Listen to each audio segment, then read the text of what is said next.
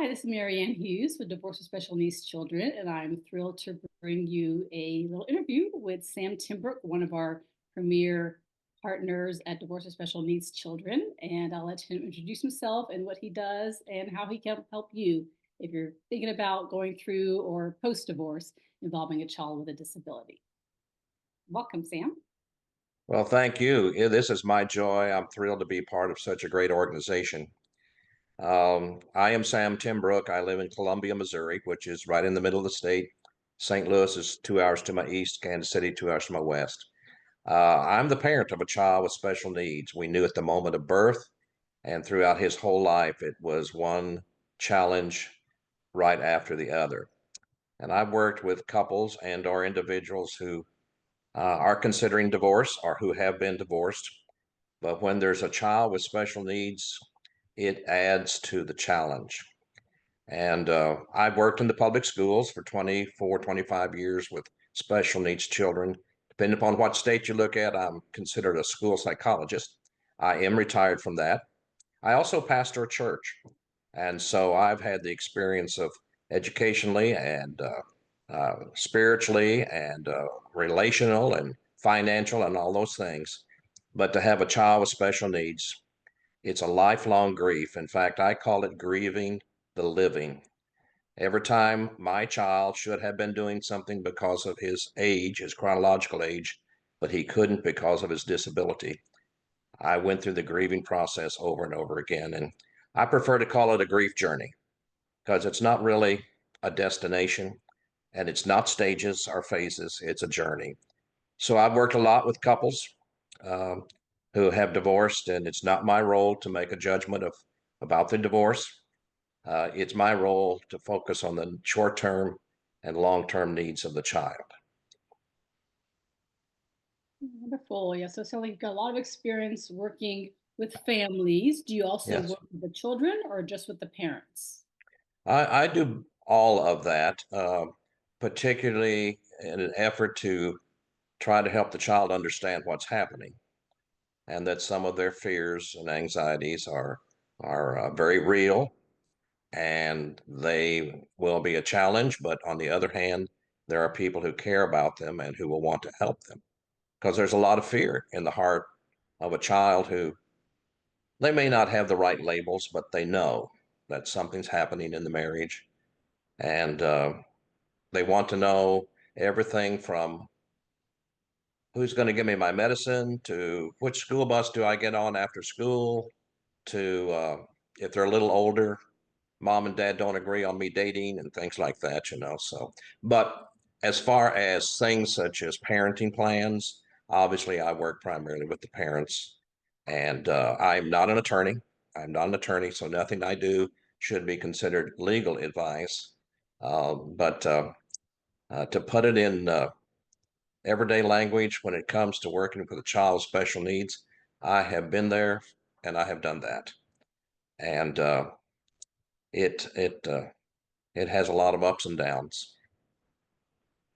Well, I appreciate the work you do. And so I understand you're a grief life coach as well as a mediator. So are those separate roles? And do you have different ways that you work with families depending on which role you take?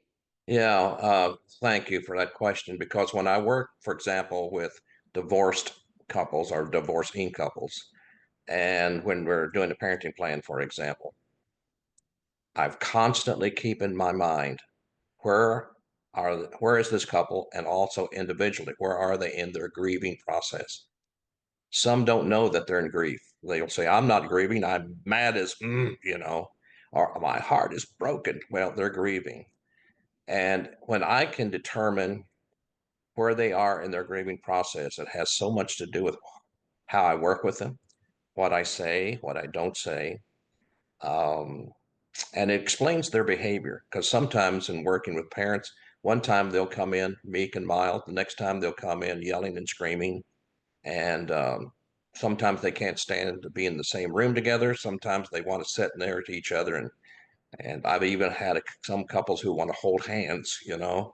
And they'll even ask, "Do we need to divorce?" and all those kinds of things. So um, grief and trauma and divorce and a child with special needs, it's a journey that really never ends. But I look at them, ask myself the question, where are they in their grief journey? Right. Would you say that's a grief journey around the child's diagnosis, around the divorce, or both? It is definitely both. I think they're interwoven. Um, Regardless of the circumstances of the divorce, that's a grief in itself. I don't know of any couple who say, well, I know we'll get divorced, but we're going to marry anyway. It's a grief. And then having a child with special needs. I mean, it's so much of unknown, going from doctor to doctor to doctor to special school to special school to special school. And the advice you get from people who just don't know what they're talking about, you know. And like in my case, we knew at the moment of birth our child was very special needs, but I grieved more when he turned 5 than when he was born, because in my mind, every child in America was going to a traditional kindergarten, and my child couldn't. And it affected everything from what we did with family and friends. And so it when it comes to divorce, especially when there's a child with special needs, someone told me once, and I totally agree. It's very similar to riding a roller coaster in the dark. You know there's going to be ups and downs and smooth and peaks and valleys and falls, but you don't know when they're coming, and they'll come when you least expect it. And I've worked with so many couples or individuals who'll say, I know my child needs such and such, but I just can't deal with it now, not now, you know? And so I try to help them realize what they're feeling, because believe it or not, often we people don't really know how to identify what we're feeling and thinking. Um, so it's an interesting uh, place that people find themselves. Right. So, what advice would you give to somebody who has a child with special needs and is thinking about divorce, how it may impact them and their child? I think it's so typical that a person thinking about divorce or actually going through divorce or having been divorced and their children start to grow. If they divorce when the child's 5, it's different than if they're 15. But it's so easy for a person going through divorce thinking, I'm the only one in the whole world who feels this way. And if you'll ask them, well, what do you think your child is thinking? And a lot of individuals will say, well, I know they don't want turmoil in the home, so I'm sure they think this is all right. And getting that balance between the adult health in a healthy way, thinking about their own needs, but also that balance of thinking about the child's needs and helping them to kind of sort through the wants and the needs and the desires. And how do you enlist others to help you with your children? And what do you expect from your ex? And all those kinds of things. So it's a ball of wax. It really is. And sometimes the person divorcing will talk. I've had numerous ones say, "Well, I've worked with the doctors, I've worked with the attorneys, but no one has worked with my feelings. No one has worked with my emotions. No one understands why some days I feel like I act like I've got it all together, and then other days I don't even know what I have." And so, when people work with you, can you describe a little bit what that looks like? Is it on a regular basis? Is it as needed? And what do the sessions look like? Especially since you said you're in Missouri, do you work with people across the country? What does that look like? Yes, I will work with people face to face if they want that, if they're willing to travel to Central Missouri. Uh, but we're in a world of virtual. You know, 90% of what I do is online now, and I work across the United States. I do tell people though, I encourage them, I advise them to have legal counsel and to ask in their particular state, are there any unique qualifications for a mediator? For example, some states require that you are listed with the Supreme Court or with the Bar Association. Some states, it's not that law. So, assuming that they've checked out what can be done with a mediator, that I can work online, obviously, with anyone. And typically, unless the couple really wants to cooperate, it takes several sessions because sometimes what they think they need when they come to talk about the parenting plan, they realize that's not what they need or what they're asking of each other is not realistic or it's not best for the child. And so, but I'll do face to face, but most of what I do in parenting plans and also just guidance during the divorcing process in reference to the child with special needs. Now, here again, I'm not an attorney. I'm not a financial guru, so I can't give that kind of advice. But it's uh, it's that haunting feeling in their life. That's what's going to happen to my child. Uh, do we keep the child based upon his or her disabilities in one home, and the parents go back and forth? Kind of nesting, I think it's called. Can the child go back and forth between parents? What if one parent lives 4 states away? Um, what if they have to have this special needs school? Um, and it's just a lot to think about. But in So, reference to your question, yeah, it's online. I'll work with couples anywhere as long as they check it out with their attorney that there's not a special category in that particular state for mediators. I mean, I'm professionally trained. I have been for many, many years. Uh, I have all those letters after my name, but my real training is being a parent of a child with special needs. right. So you could create the divorce marital settlement agreement that then could be signed off by the um, in their state then. Yeah, in their state, of course, the parenting plan, a copy would go to their attorney, and their attorney, almost every attorney looks over it and adds it to his or her um, information that they'll send to the courts. And I have to tell parents that to the best of my knowledge in every state, what I would do as a mediator is coming up with kind of a memorandum of understanding, a parenting plan, and they'll ask the question, well, is this document legal? Technically, no, it's not until the judge says so. It's the same way with what the attorney would turn in.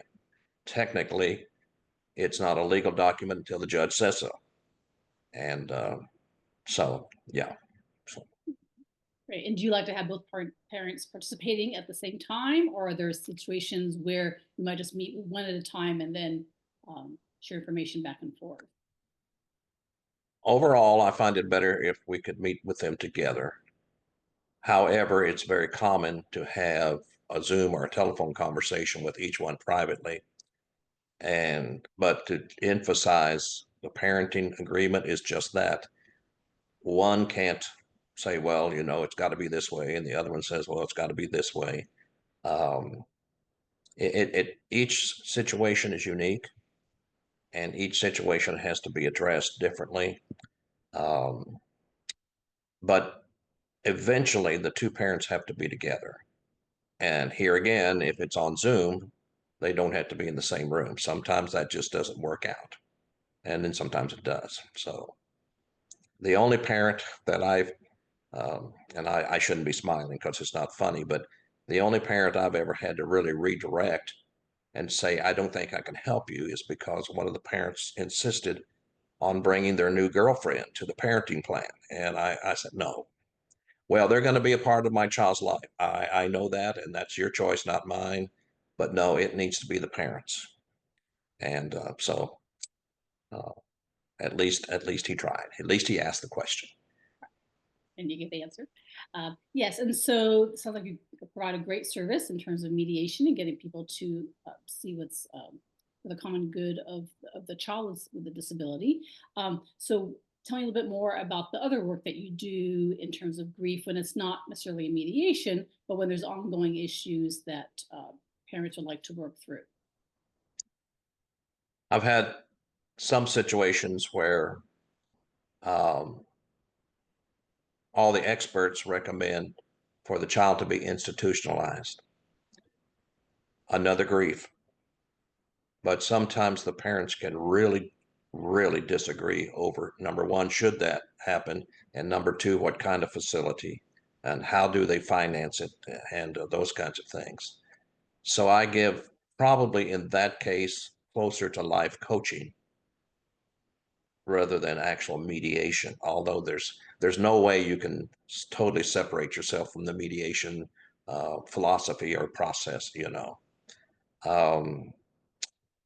It's common to have parents who have been divorced for several years, and then when their child transitions from their classification of where they're going from elementary to middle school to high school, even if they're quote unquote special education, maybe in their self-contained classroom, or they're a resource, or they just may have a physical disability, but intellectually, it depends upon the issue. But often I have discovered, and from what I've talked with other mediators, sometimes those parents will treat you much like the family doctor, that they hope that you'll stay with them through the, lifespan of their child. And on one occasion, I actually went to and just observed. I didn't take part in a meeting between some doctors and a parent over what should be done, reminding everyone I wasn't an attorney, things like that. So um, one thing I cannot do, and some people don't understand that, I can't enforce the parenting plan.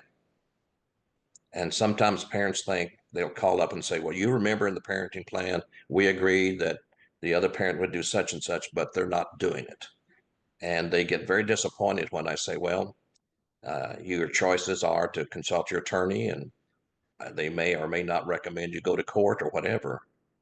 But I said, I can meet with you again and remind each of you what you agreed to, but I can't enforce it. That's not my role. I don't have that authority, and with those things. Um, and I've also had occasions where the couple wants the grandparents to participate in some kind of what I would call informal mediation, not necessarily a written document, but sometimes the grandparents are also in grief, over what they should be allowed to do, and I remind them, well, the law probably says this, but you can still be cooperative with each other. Even the law doesn't say you have to, those kinds of things. So, and I think with our more and more single parents, I think we're going to have more and more grandparents involved in raising the child and wanting to do some things differently. Right. Yeah, I guess very complex, and hopefully all family members can continue to be involved in the child's life. Yeah. So Sam, can you share about the best way for families to reach out to you and how they would uh, start working with you? Probably the easiest would just get on my website, which is simply www.samtimbrook.com. And Sam Timbrook is, of course, SAM, but it's T as in Tom, IM as in Mary, BROOK.com. And on that is a way to contact me by leaving a message on the web, or there's my phone number, or those kinds of things. Right. Now we'll definitely have a link to that. And we're also on the Divorce with Special Needs Children website as one of our partners. So that's a great way to find. Yes, yes.